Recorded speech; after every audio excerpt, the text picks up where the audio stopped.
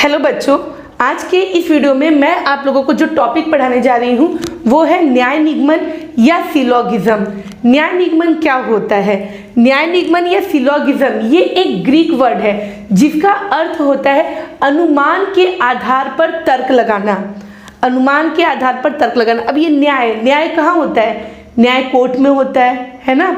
तो आपको वहाँ पे आप एक जज हो, आपके सामने जो कथन दिए जाएंगे, आपको दो या दो से अधिक कथन दिए जाएंगे, है ना। जैसे मैंने यहाँ परिभाषा में बताया है कि दिए गए दो या दो से अधिक कथनों के आधार पर तर्कसंगत रूप से मतलब क्या होता है?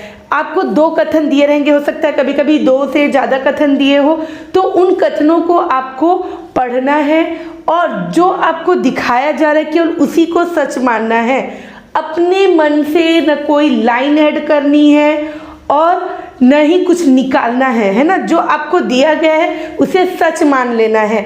जैसे कानून है ना, कानून की आंखों पर क्या होती है? पट्टी बंदी होती है। उसे जो दिखाया जाता है, जो तर्क दिए जाते हैं, उसके आधार पर जज क्या करता है? फैसला लेता है।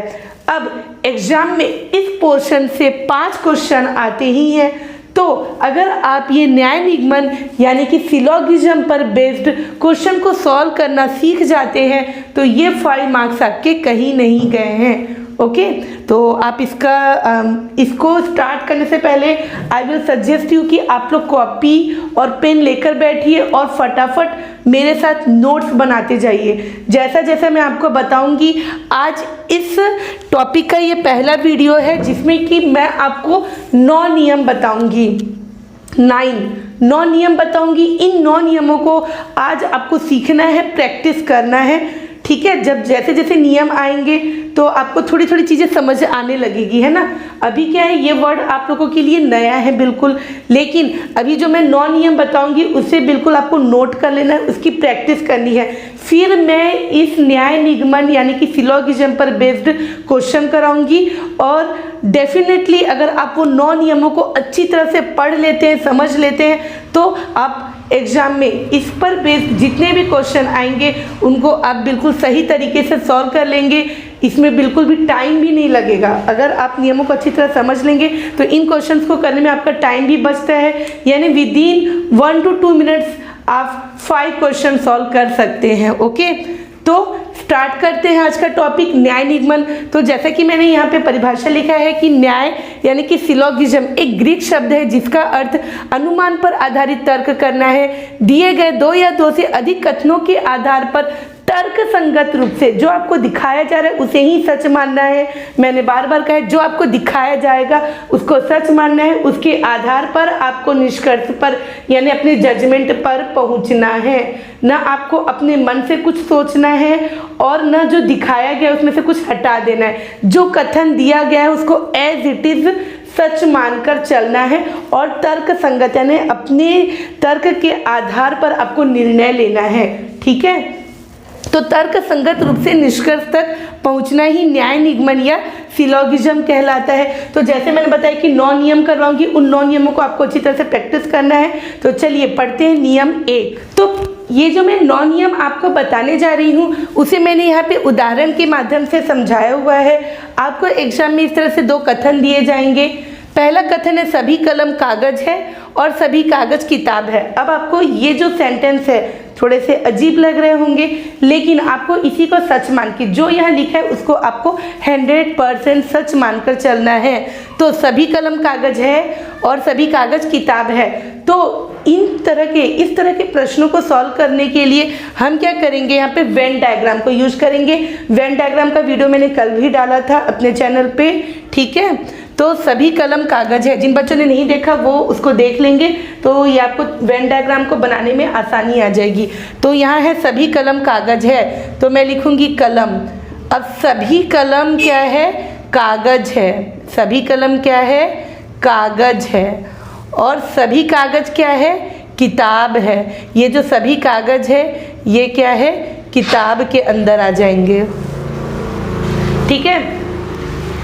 सभी कलम कागज है और सभी कागज किताब है। तो यहाँ से आपका पहला नियम से निष्कर्ष कथन क्या आएगा? दोनों अगर सभी और सभी है तो यहाँ पे आपका ये क्रॉस रिलेशन होता है, यानी सभी कलम क्या हो जाएंगे, किताब। सभी के लिए एक ही नियम आएगा।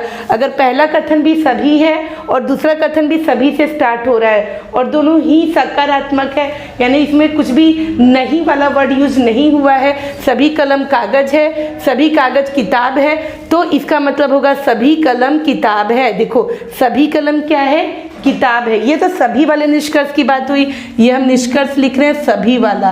पहला निष्कर्ष आ जाएगा हमारा, ये निष्कर्ष है, ये आपका कथन है। उसके बाद आपके संभावित निष्कर्ष क्या होंगे, ये निष्कर्ष है आपका पहला कि सभी कलम किताब है, ये सभी वाला हो गया, सभी कलम क्या है, किताब है। अब इसके बाद में सभी कलम किताब है, अगर सभी कलम किताब है तो कुछ कलम तो किताब होंगे ही। अगर सभी कलम किताब है तो कुछ कलम तो किताब होंगे, ये भी एक निष्कर्ष हो सकता है। तो ये निष्कर्ष आ जाएंगे हमारे कुछ वाले में। मैं कुछ वाले अभी निष्कर्ष बता रही हूँ आपको। तो कुछ वाले में पहला आ जाएगा कुछ कलम कागज है, कुछ कलम किताब है। देखो यहाँ सभी कलम कागज दिया है तो मैं लिख दूंगी कुछ कलम कागज है, कुछ कलम कागज है। दूसरा निष्कर्ष हो जाएगा कुछ कलम किताब है, जो मैंने यहाँ पे बताया कि सभी कलम किताब है तो कुछ तो जरूर ही होगा, कुछ कलम किताब है। अब जब यहाँ से देखो, जब बड़े वाले के अंदर कोई छोटा गोला आता है ना, जैसे सभी कलम, ये कलम क्या है, कागज के अंदर, तो सभी कलम कागज हो गया। ये कागज क्या है, किताब के अंदर आ गया तो सभी कागज क्या हो गया, किताब हो गया। ठीक है, तो जब हम बड़े से अंदर क्यों आएंगे, जब सभी कागज किताब है तो कुछ किताब कागज होंगे। बाहर से जब हम अंदर के आते हैं तो कुछ वाला कथन आ जाता है। ठीक है, तो देखो सभी कलम किताब है तो कुछ किताब क्या होंगे, कलम होंगे, तो ये भी हमारा कथन हो गया। तीसरा कथन कुछ किताब कलम है, कुछ किताब कलम है। चौथा कथन क्या हो जाएगा, कुछ कागज कलम है। जब सभी कलम कागज है, अब बाहर कलम पूरे कागज हो गए लेकिन सभी कागज कलम नहीं होंगे, क्योंकि कलम कागज के अंदर आ रहा है, कागज कलम के अंदर नहीं आ रहा है। तो हम लिखेंगे सभी कुछ कागज कलम है, कुछ कागज कलम है। अब देखो यहाँ पे अब कागज क्या आ रहा है, किताब के अंदर आ रहा है, तो सभी कागज किताब है, ये तो सभी कागज किताब है, ये आपका आया था। तो कुछ किताब कागज होंगे, कुछ किताब कागज होंगे, तो ये भी हमारा एक निष्कर्ष हो जाएगा। कुछ किताब कागज, कुछ किताब कागज है। अब यहाँ पे कुछ किताब कागज है तो कुछ कागज भी तो किताब होंगे, तो ये आ जाएगा कुछ कागज, है ना। जब सभी कागज किताब है तो कुछ कागज भी क्या होंगे, किताब होंगे। कुछ कागज किताब है।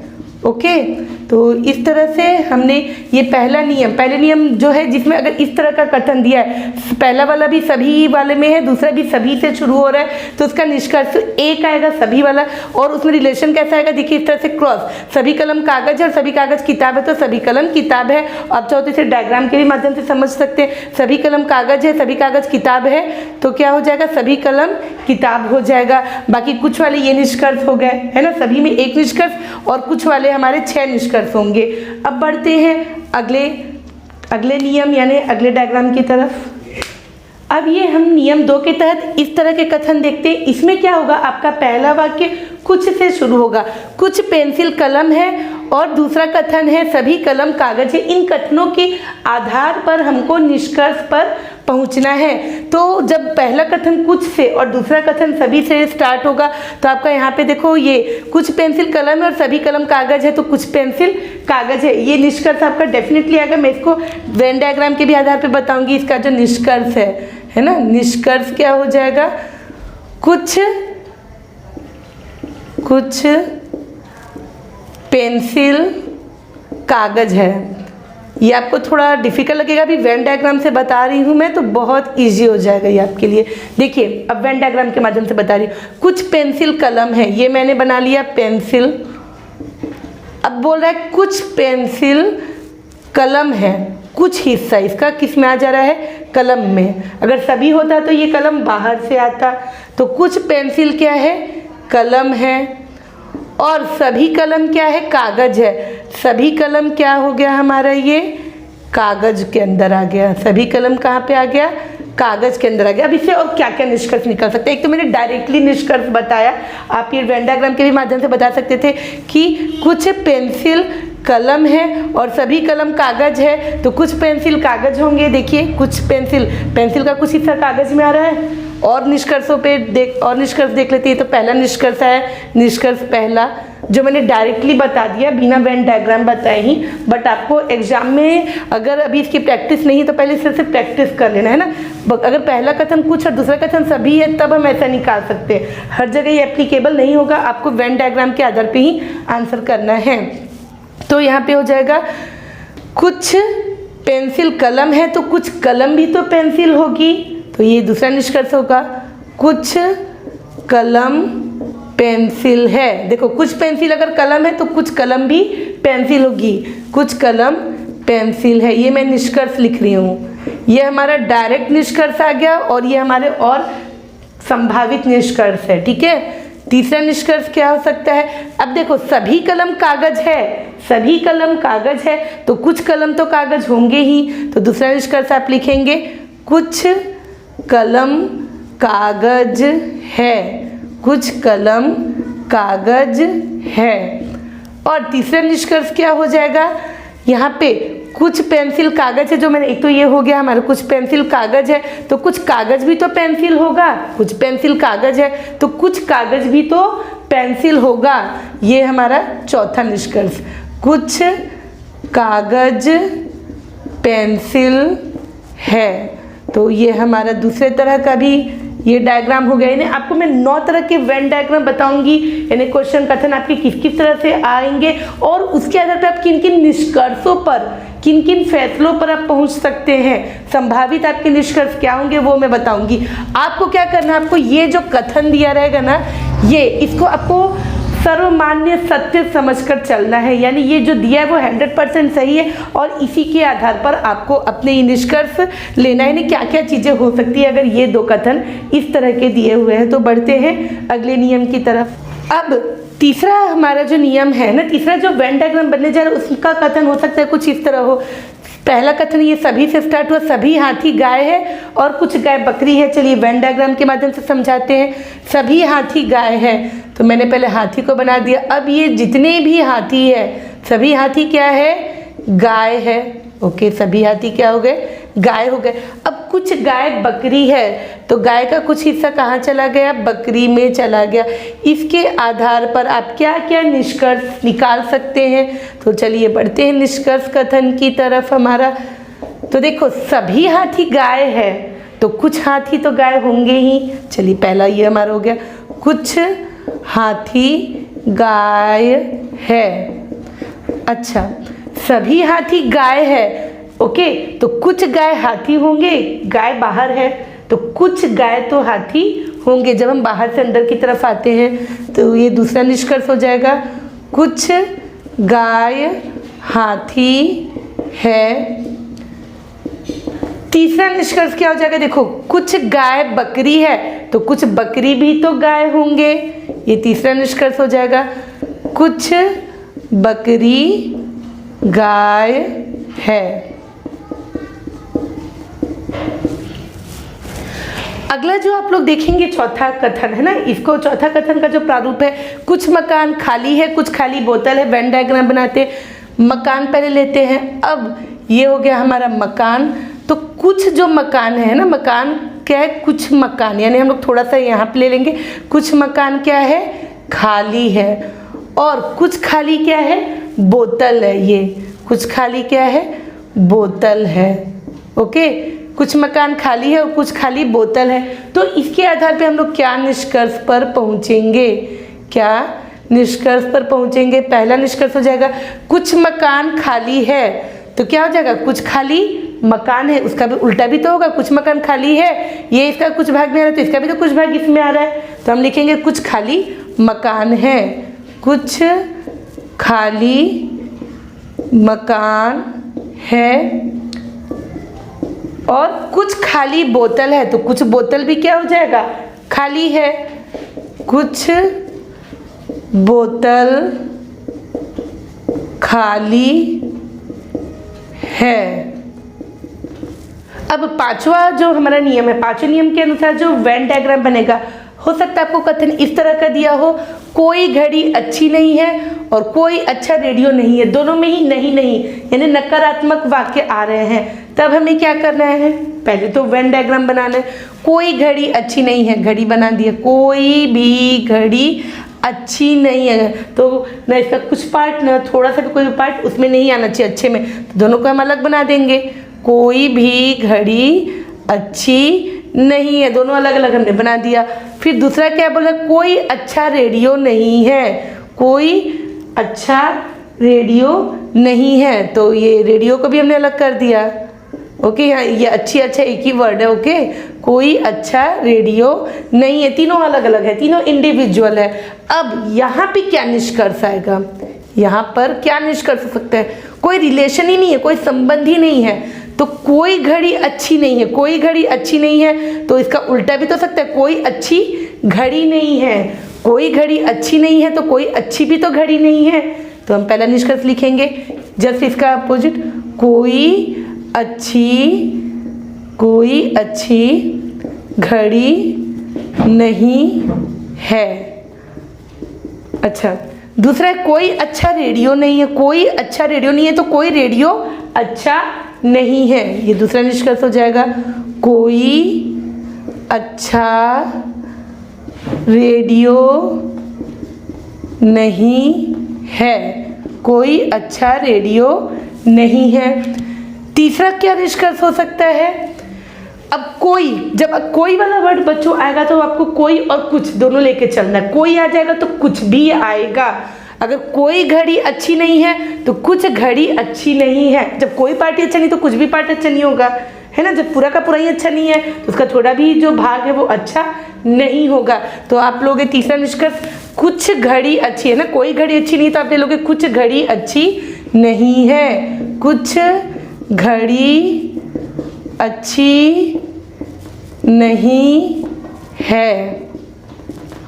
और चौथा निष्कर्ष हो जाएगा, कोई अच्छा रेडियो नहीं है, तो कोई का मैंने बताया कुछ हो जाएगा, तो कुछ अच्छा रेडियो नहीं है, कुछ अच्छा रेडियो नहीं है। फटाफट आपको पेन पेपर लेके नोट्स बनाते जाना है और ये सारी चीज़ों की अच्छे से प्रैक्टिस करनी है, तब जाके आप क्वेश्चन सॉल्व कर पाओगे। छठवां नियम है, सभी गाय घोड़े हैं, ठीक है, सभी गाय, ये गाय मैंने ले लिया और ये जो सभी गाय है वो क्या है, घोड़े हैं। सभी गाय क्या है, घोड़े हैं। और कोई घोड़े गधे नहीं है, गधा बिल्कुल अलग से आ गया, कोई घोड़े गधे नहीं हैं। अब इससे हम क्या क्या निष्कर्ष पर पहुंचते हैं, हमारा निष्कर्ष कथन क्या होगा, पहला, सभी गाय घोड़े हैं तो कुछ गाय तो घोड़े होंगे ही, चलो ये पहला हो गया, कुछ गाय घोड़े हैं। अच्छा, सभी गाय घोड़े हैं, सभी के अंदर है ना, सभी गाय घोड़े हैं तो कुछ घोड़े गाय होंगे, जब हम बाहर से अंदर की ओर आएंगे तो सभी घोड़े गाय नहीं होंगे, कुछ घोड़े गाय हैं, कुछ घोड़े गाय है। ओके, अब मैंने क्या बताया, यहाँ से सभी गाय घोड़े तो आपने कुछ गाय घोड़े एक पहले यहाँ से बना लिया। कोई घोड़े गधे नहीं है, कोई घोड़े गधे नहीं है तो कोई गधे भी तो घोड़े नहीं है। तीसरा निष्कर्ष, कोई गधे घोड़े नहीं है, कोई गधे घोड़े नहीं है। चौथा निष्कर्ष हो सकता है आपका, कोई घोड़े गधे नहीं है तो कोई का मैंने बताया कुछ जरूर आएगा, तो कुछ घोड़े गधे नहीं हैं। कुछ, जैसे मैंने सभी का बताया कुछ आएगा, फिर कोई का भी कुछ आएगा, कुछ घोड़े गधे नहीं। जब कोई घोड़ा गधे नहीं तो कुछ तो होगा ही नहीं, कुछ घोड़े गधे नहीं है। बढ़ते हैं अगले नियम की तरफ। सातवां हमारा नियम है, सातवें नियम का जो कथन है, कुछ डॉक्टर इंजीनियर है, कोई इंजीनियर प्रोफेसर नहीं है। इसका वेन डायग्राम में बता रही हूँ। कुछ डॉक्टर इंजीनियर है, तो मैं यहाँ पे बना देती हूँ पहले तो डॉक्टर। कुछ डॉक्टर जो है वो इंजीनियर है। कुछ डॉक्टर क्या है? इंजीनियर है। और कोई इंजीनियर प्रोफेसर नहीं है। इंजीनियर प्रोफेसर में कोई रिलेशन नहीं है। प्रोफेसर को मैंने यहाँ अलग से बना दिया हुआ है। अब देखते हैं इसके क्या क्या निष्कर्ष निकल सकते हैं। कुछ डॉक्टर इंजीनियर है तो कुछ इंजीनियर तो डॉक्टर होंगे ही, पहली बात पक्की है।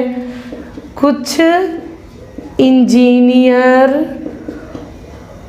डॉक्टर है, कुछ इंजीनियर डॉक्टर। अब देखो कोई इंजीनियर प्रोफेसर नहीं है। जब मैंने बताया कोई आएगा तो कुछ तो आएगा ही, तो कोई इंजीनियर प्रोफेसर नहीं है तो कुछ इंजीनियर तो प्रोफेसर नहीं होंगे। कुछ इंजीनियर प्रोफेसर नहीं है, कुछ इंजीनियर प्रोफेसर नहीं है। अब कोई इंजीनियर जब प्रोफेसर नहीं तो कोई प्रोफेसर भी क्या होगा? इंजीनियर नहीं होगा। कोई प्रोफेसर इंजीनियर नहीं है। अब यहाँ कोई वर्ड आ गया तो फिर कुछ तो आएगा ही। जहाँ कोई है वहाँ कुछ जरूर आएगा। तो चौथा निष्कर्ष हो जाएगा कुछ प्रोफेसर इंजीनियर नहीं है। कुछ प्रोफेसर इंजीनियर नहीं है। और यहाँ पे दिया है कुछ डॉक्टर इंजीनियर है, कोई इंजीनियर प्रोफेसर नहीं है, तो कुछ डॉक्टर क्या आ जाएंगे? प्रोफेसर या इंजीनियर। इंजीनियर देखो कॉमन हो गया। जब इस तरह का कॉमन केस आएगा तो क्या हो जाएगा? कुछ डॉक्टर प्रोफेसर नहीं है। यहाँ पे आ जाएगा कुछ डॉक्टर, ये आपका डायरेक्ट निष्कर्ष आएगा। कुछ डॉक्टर प्रोफेसर नहीं है। ओके जब कोई एक चीज़ कॉमन आ जाती है तो हमारे देखो इंजीनियर कॉमन आ गया तो कुछ डॉक्टर क्या हो जाएंगे? डायरेक्ट ऐसा डायगोनल रिलेशन विकर्ण बनेगा तो कुछ डॉक्टर प्रोफेसर। ये डायरेक्ट हमारा निष्कर्ष है और बाकी चार हमने अनुमानित निकाले हैं। बढ़ते हैं आठवें वेन डायग्राम की तरफ। आठवां कथन देखते हैं, कोई अंगूर आम नहीं है। तो ये मैंने अंगूर बना दिया, अंगूर। अब कोई भी अंगूर क्या है? आम नहीं है। और कुछ आम, ये कुछ आम जो है वो क्या है? अमरूद है। तो पहला तो आपका यहाँ पे डायरेक्ट निष्कर्ष जो आएगा, पहला निष्कर्ष है ना, पहला निष्कर्ष डायरेक्ट क्या आ रहा है आपका कि ये देखो आम बराबर हो गया तो कुछ अमरूद अंगूर नहीं है। आम और आम को कट कर दो, ये देखो डायगोनल रिलेशन बना। तो कोई से तो हमारा वर्ड नहीं होगा कि कोई अमरूद है ना, कोई अमरूद अंगूर नहीं है। हम लिखेंगे कुछ अमरूद अंगूर नहीं है। कुछ अमरूद अंगूर नहीं है। ये हमारा डायरेक्ट रिलेशन आ रहा है, डायरेक्ट निष्कर्ष अंगूर नहीं है। अब बाकी का जो दूसरा निष्कर्ष है, पहला निष्कर्ष यहाँ हो गया कुछ अमरूद अंगूर नहीं है। दूसरा निष्कर्ष हो जाएगा कुछ आम अमरूद है तो कुछ अमरूद आम होंगे। कुछ अमरूद आम है, कुछ अमरूद आम है। तीसरा निष्कर्ष हो जाएगा कोई अंगूर आम नहीं है। तो कोई का क्या हो जाएगा? कुछ मैंने बताया जहाँ कोई आएगा वहाँ कुछ आएगा ही। तो कुछ अंगूर आम नहीं है, कुछ अंगूर आम नहीं है। तीसरा है कुछ अमरूद अंगूर नहीं है। तो आप इसको कोई में भी लेके बना सकते हो कि कोई अमरूद अंगूर नहीं है।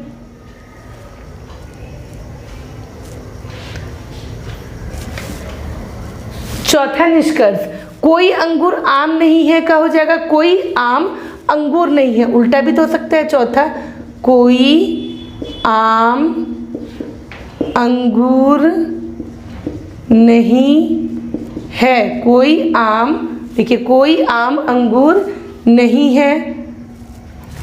अब 9वां हमारा टाइप बनेगा जो वेन डायग्राम का, कोई भी लड़का लड़की नहीं है। कोई भी लड़का है ना, ये हो गया लड़का लड़की नहीं है। कोई भी लड़का लड़की नहीं, दोनों को अलग अलग बना देंगे। और सभी लड़कियां सुंदर है। सभी लड़कियां क्या है? सुंदर है। अब यहाँ पे देखते हैं, देखिए कोई भी लड़का लड़की नहीं है और सभी लड़कियां सुंदर है। तो पहला निष्कर्ष क्या होगा? कुछ लड़के सुंदर नहीं है, है ना। कोई भी लड़का लड़की नहीं और सभी लड़कियां सुंदर है, तो कोई भी लड़का सुंदर नहीं है। कोई लड़का सुंदर नहीं है। कोई लड़का लड़की नहीं है। देखिए यहाँ पे कोई लड़का सुंदर नहीं है, ठीक है। दूसरा हो सकता है कोई, देखिए सभी लड़कियां सुंदर है तो कुछ लड़कियां तो सुंदर होंगी ही। कुछ लड़कियां सुंदर है। तीसरा निष्कर्ष क्या हो सकता है? अब देखो सभी लड़कियां सुंदर है तो कुछ सुंदर लड़कियां होंगी। कुछ सुंदर लड़कियां है। अब कोई लड़का सुंदर नहीं है तो कुछ लड़के सुंदर तो नहीं होंगे। जहाँ कोई है वहाँ कुछ आएगा ही। कुछ लड़के सुंदर नहीं है। कुछ लड़के सुंदर नहीं है। और पांचवा निष्कर्ष, कोई लड़का लड़की नहीं है। क्यों यहाँ दिया ना, कोई भी लड़का लड़की नहीं है, तो कोई भी लड़का लड़की नहीं है तो कुछ लड़का लड़की नहीं है। यहाँ पे क्या आ जाएगा? कुछ लड़के लड़की नहीं है। कुछ, मैंने कहा है जब भी कोई आएगा तो उसको कुछ में बदलना ही है। कुछ लड़के लड़की नहीं है। तो आज की वीडियो में हमने ये जो 9 नियम पढ़ाए हैं उसको आपको अच्छी तरह से नोट डाउन कर लेना है। उसकी बार बार बना के वेन डायग्राम प्रैक्टिस करना है कि अगर आपको ये कथन दिया है तो इसके क्या क्या संभावित निष्कर्ष हो सकते हैं, है ना। संभावित निष्कर्ष है, निश्चित निष्कर्ष क्या क्या हो सकते हैं वो प्रैक्टिस कर लेना है। नेक्स्ट वीडियो में मैं आपको इस पर रिलेटेड क्वेश्चन सॉल्व कराऊंगी। ओके।